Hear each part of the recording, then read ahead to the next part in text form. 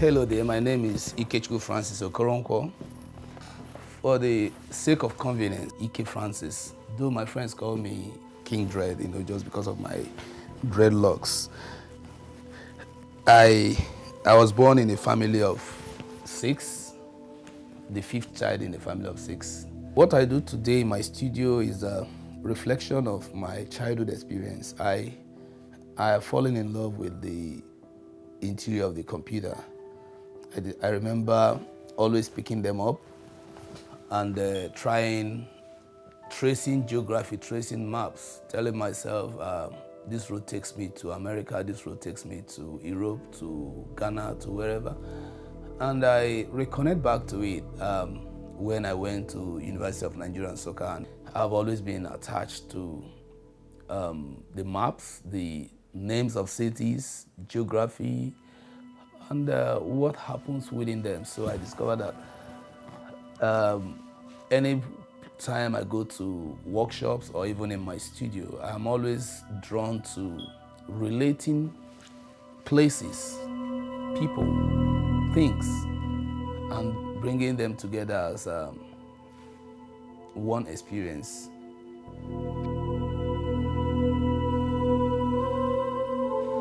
Okay, talking about my experience with places I visit, after graduation, I set up a studio at Uli, very close to my hometown in Oguta.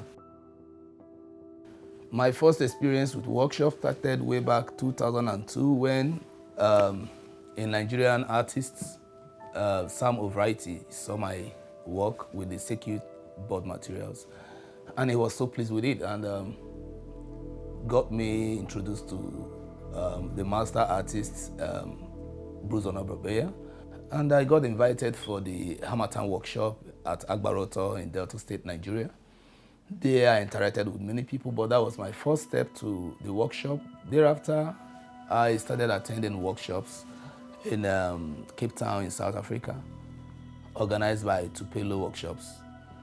And it was there I encountered many people, and it was quite awesome when I explored deeper the issue of circuit panels, the spider, the social media, which I take back to my childhood experience, traveling from one city to another in a microcosm I call the circuit board. So I think from South Africa, I came back to Nigeria again, and I attended many workshops like Art is Everywhere. And in Art is Everywhere, it's closer to what I do.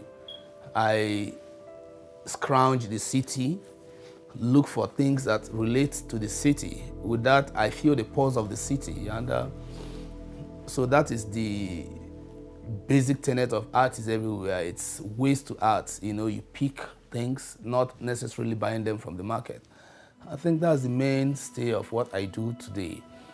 With that, I was invited for the Triangle in New York, 2012, and at New York I met many interesting characters, and that was my first experience with the work of Louis Bourgeois. In a very interesting and funny way. I started doing spider because I wanted to do the connection between the spider, the web, and its prey. And I started doing close to 4 feet height spider, and I felt it was huge. When Norm Paris, one of the artists invited for the workshop, came and said, "Oh, awesome, you think it's big? Have you checked Louis Bourgeois?" There and then we Googled the internet, and what I saw was beyond my imagination. I started doing something originally, but it opens up my experience that whatever you do, don't think it's entirely new. Somebody else somewhere is doing a similar thing. And I started, and people come to see, and they draw correlationship with maybe another artist's work, and I go to check it. That brings me to my work in Vermont. Being in Vermont during the winter period is an experience, and I won't ever forget that. Coming to Vermont, I was first of all frightened. Can you survive in Vermont? Vermont is very cold. it was like, okay, I have this spirit of adventure. I like going to experience something firsthand. I said, okay, don't worry. Let me go to Vermont and see what it looks like. And I went to Vermont. My God, it was terribly cold. But I think I enjoyed it, and it informed what I worked on. I looked at it, everything was just white and some contrast of people always wear black. So I work within that color nuances of white, black, and the grays. That informed most of the works I did. In Vermont, we have mostly whites. Then we have the grays, people coming from the Middle East, from Asia. And I was the only black African that I could see.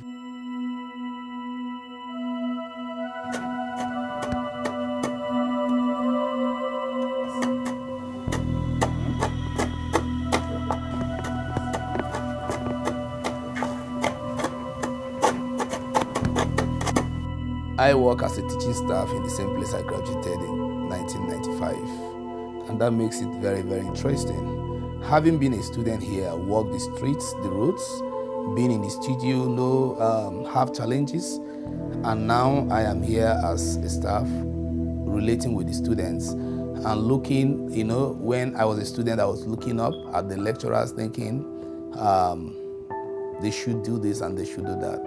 That kind of make my work easier, knowing that I had such aspirations, such agitations on what should be, that helped my relationship with the students, because I know I have a very robust relationship with my students. Being that they know that I leave the classroom and I go straight to my studio. So I don't see boundaries from teaching in the classroom to my studio. I only take what I have in my studio to the classroom, and that makes it quite easy for me to do as a lecturer in the university. So, but I think my studio profile also helped the student whenever they, in the newspapers or they Google and they see things I do, that helps them to challenge them to know that the assignments I give them, I'm not an armchair teacher. I'm in the studio.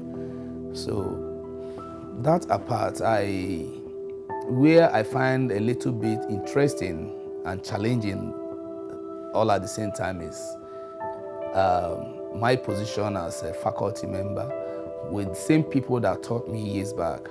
It is interesting and challenging in the sense that how do you transit from one position to the other? Some of these people taught you, now you're colleagues. And you always see them as your former teachers. You find it difficult to call anybody because we have this culture in Nigeria or maybe in Africa. You don't call somebody by his name. So being colleagues now, what do I call you? So it's interesting. I get corrected many times when I insist on sir. And people will say, now you're my colleague. Stop this, sir. Call me by my name. So I find it very, very funny, and it took me time to come to accept it. Even up till now, I find it difficult. How can I call Etido Inyang? How do I call him Etido? Or Frank Ugioma, I call him Frank. Even though Frank is a very simple person, he will always want you to call him his name like that. But how do I do that? Or I call an Agberia. Sometimes, you can do that behind when you're talking with your friends and you want to identify anybody. You can say, I was with Frank yesterday, I was with Etido, I was with Wanze, or whoever. All these people are my lecturers in the university. Now, beyond that, at the faculty level, being that most of us come from different backgrounds, we have nationalities, we have different religions, I also know that there's one goal in the university, and whatever your background is, whether your affiliation or whatever, for you to be a faculty member, you must fall in line with the faculty tenets. So because of that, people even though that they may disagree, but for the sake of the school, for the sake of the faculty, for the sake of the students that we're training, we cohere. And I even think that such divergence of, such variety of experiences add texture to the university, the college experience. It adds texture to the what the students learn, because I bring my experience as somebody who studied sculpture, who studied painting, who finds himself doing mixed media. Some other person brings his experience as a printmaker. Some other person brings his experience as a sculptor. They add to the depth and the richness of what the students take with them